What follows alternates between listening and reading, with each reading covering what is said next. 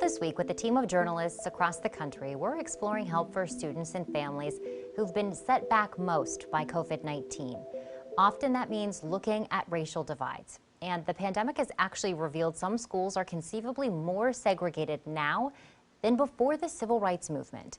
Carrie O'Brien looks at a grassroots effort to change that in Richmond, Virginia. Where I live right now is in a, largely white, highly privileged part of the city. Kimberly Gomez, Nice. Can you keep dribbling these? plays ball with her kids outside their near West End home. To mom, ah! Based on where they live, her kids should attend Mary Mumford Elementary. But Gomez quickly noticed the school's demographics don't reflect the rest of Richmond's student body. Neighborhoods are segregated. Dawn Page, chair of the Richmond School Board, says housing and socioeconomics are big factors. 63% of the students in Richmond public schools are black. Yet at Mary Mumford, 75% are white. You don't have to be, an overt racist to say, I don't want to go to school with black kids. You just can buy your house in a neighborhood that's situated where there are no, black or brown or poor kids that live there. Gomez also noticed while many of her neighbors send their kids to Mary Mumford, when it comes time for middle school, they either pay for private school or move out of the city, leaving RPS.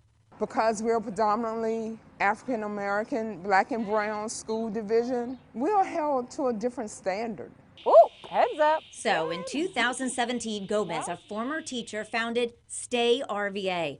While learning is virtual these days, normally the diverse group works to get parents to stay in RVA and stay with RPS. Kind of the core piece of it is really trying to build an anti-racist coalition of black, brown, white folks who really believe in public education. Gomez realized if she really wanted to make a difference, she needed to go one step further. If I'm, a white lady here saying, oh, schools matter, then where am I putting my kid in school?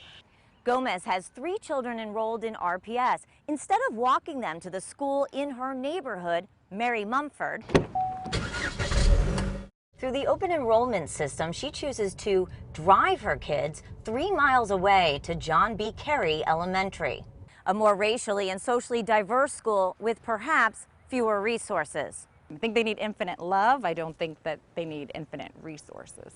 Her efforts mirror a national grassroots movement called Integrated Schools.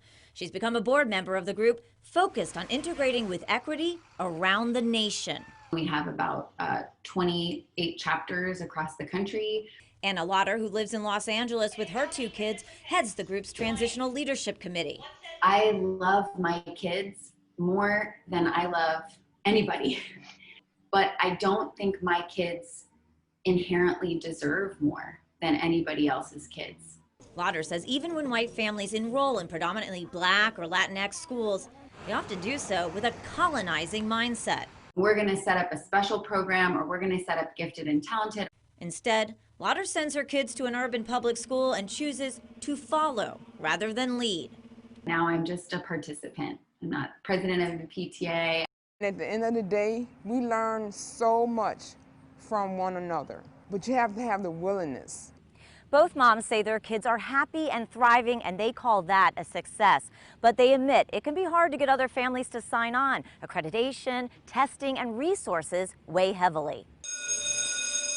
In the meantime, Virginia Congressman Bobby Scott has introduced the Strength in Diversity Act. It establishes a grant program that provides federal funding for school districts to implement and expand efforts to integrate local schools.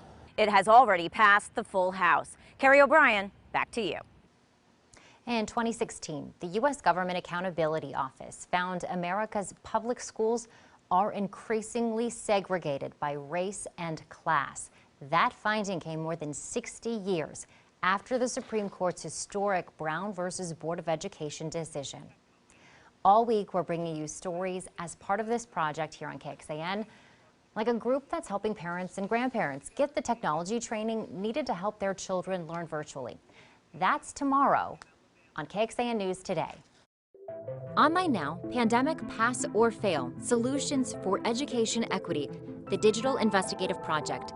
Check out our latest work, interactive data features, and a behind-the-scenes video about why we're tackling this topic.